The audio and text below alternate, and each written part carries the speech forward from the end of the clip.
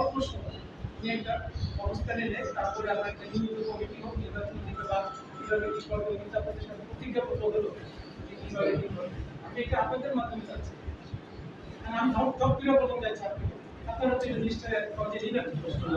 দিবেন আমি আপনাদের কাছে আবার বলতেছি যে এটার ব্যাপারে আপনারা একটু সাহায্য চিন্তা ভাবনা করেন। সময় নাই তো তারপরে জোর করতে যাবেন একটা ভালো মুহূর্তে আপনার একটা প্রতিষ্ঠানের এলাকার সাথে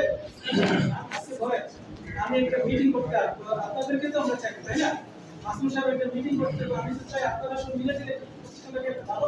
অবস্থানে নিয়ে আমি একটু কথা বলবো ভাই একটা নাম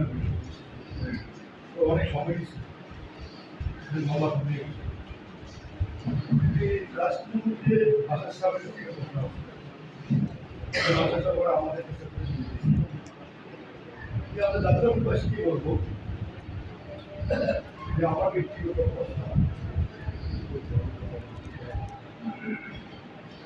সিরাজ সাহেব বলে যে তারা এই গ্রামের প্রতিষ্ঠাটা বা বিশেষ এই গ্রামের তারা মনোনয়নের সীমান্ত আমি একটি সাম্পুর জ্যোতিষপ্রায় হাই স্কুল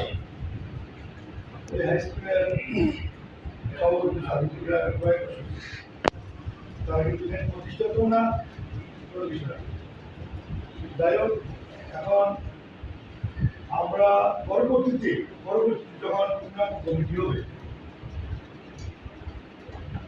আমরা আমাদের গ্রাম থেকেও আমরা এসব প্রার্থী আসবো। এখন আমার প্রস্তাবে যেহেতু মাসুদ সাহেব এটা নিয়ে অনেক ঘোরাফেরা করেছে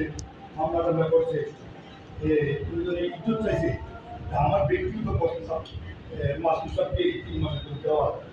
পরবর্তী উন্নয়ন কমিটি হবে তখন আমরা আমাদের গ্রাম থেকে প্রার্থী দেবো আমরা আবার পার্টি দেবো তখন আপনারা যদি তখন এটা বলতে পারবেন না যে আমাদের প্রতিষ্ঠাটা আমার প্রার্থী দেবো কে গেলো না না আমি দেবেন না দেন না পাই আমরা না নেব এখন এই উন্নয়ন কমিটিতে আমরা সব প্রার্থী দেবে আমরা যে এটা সমৃদ্ধ করতে পারি এইটা আমার কথা। আসসালামু আলাইকুম।